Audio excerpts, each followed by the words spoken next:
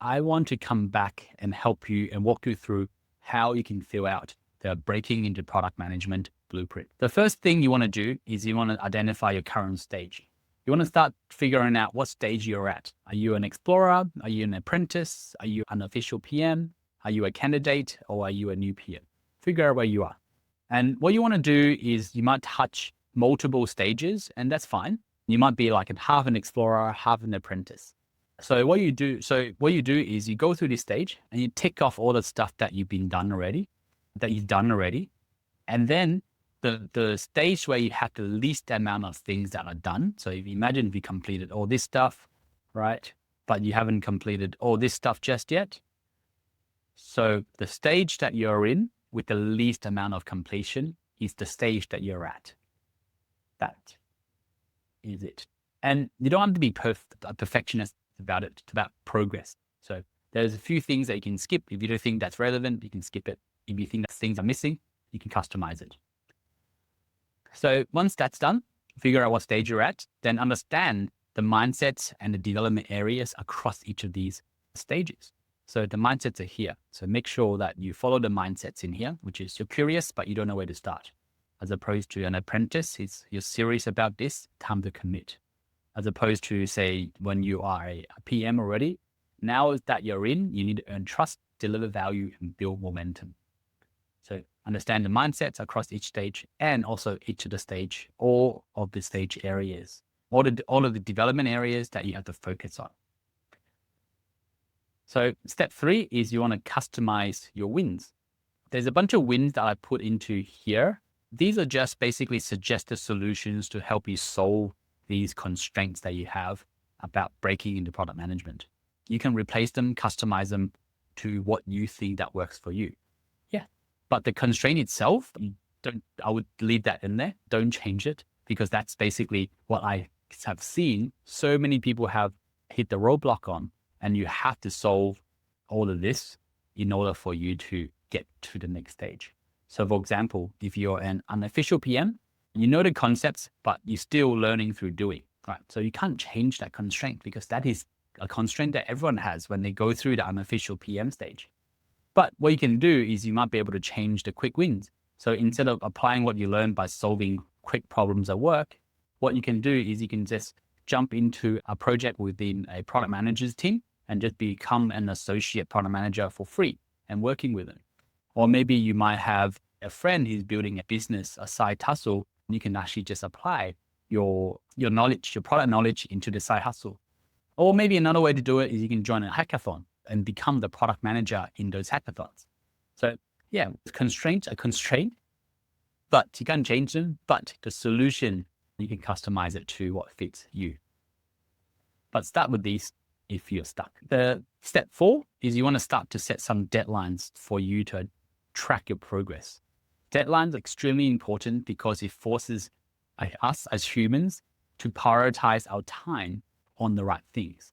For tasks that don't have deadlines, we usually fill out our efforts according to that deadline that we have. So if we think we've got 3 weeks to do something, we'll fill out our time and work with 3 weeks of work. But if we set this up to be next week, we actually fill up our workload and what we focused on to the 7-day period. So deadlines are extremely important. And this is something that a product manager do all the time when they are managing a roadmap. They have deadlines that they have to build towards. And while we're here, we can talk about statuses too. It's the same thing. So deadline and status, not started, blocked, in progress, and done. And last 2 things, identify what might get in your way, some potential blockers, and also how you would make it happen and overcome these challenges and blockers. A common problem a lot of people breaking into product management make is that they come up with these excuses and ideas of, oh, I'm moving a house in 2 weeks. I don't have time to do this.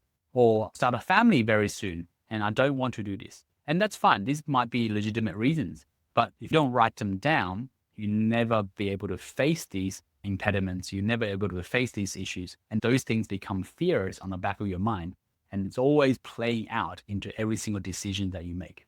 Writing down your impediments and writing down what might get you in your way allows you to take accountability for that impediment. And moving on to the next part, which is how can you make it happen, allows you to start thinking about solutions of how to overcome this. For example, let's take the moving house. You might be moving house in 2 weeks, but you can still listen to a podcast, right? You can still listen to the course or the self-paced course on the background in between you moving boxes. You could be having a baby in 3 weeks, and that's fine, but you're going to take 1 or 2 weeks off. After you take that 1 or 2 weeks off, you probably have to think about, okay, what do I do now? Do I go back to work and pretend it never happened? Or do I set aside 1 hour every single morning as I'm feeding the baby, I'm learning product management. So it's your call, but writing it down allows you to face those impediments, those excuses, those things that you create in your mind, and making stuff more concrete. And this comes back to the point I make earlier around hope is not a strategy. Luck is not a factor. Fear is not an option. You got to make things happen. That's the only way for you to find a fulfilling career. So that's how you can fill out the breaking the PM transition. So add in the wins by when status, what gets in your way, how can you make it happen? And that's a very good start to what you do. And if you get stuck, we have meetups at Car Academy that you can join, and we can walk through a monthly review. Once you have filled out the tracker, then you should review this on a monthly basis.